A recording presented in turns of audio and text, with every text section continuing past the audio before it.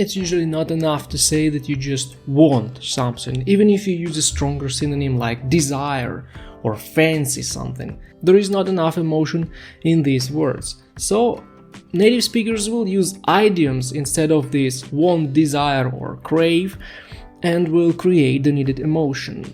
If you're not a native speaker, you even don't need to use these idioms, but it's essential to know them in order to understand what people are talking about. So let's see 5 cool idioms that you can use to say that you desperately want something. I jump at the chance of doing something. For example, I love feeling an adrenaline rush, so I jump at the chance of jumping with a parachute. Kind of tautology with jump or jumping, but you can make your own example. I'd go for something.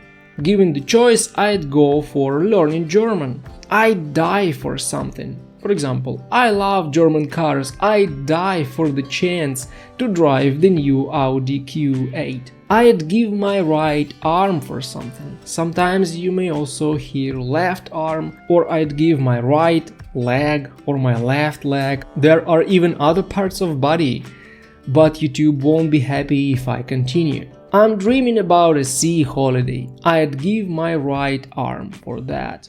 And the 5th one, I'd kill for something.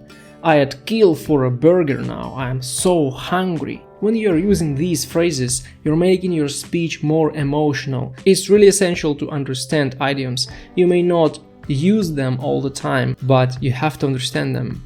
And then there are 5 other idioms that will help you tell anyone that you don't want something. Give something a miss. For example, I hate parties. If you ever invite me to a party, I'll probably give it a miss. Run a mile at the thought of something. I'd run a mile at the thought of parachute jumping. I'm afraid of heights. Never catch someone doing something.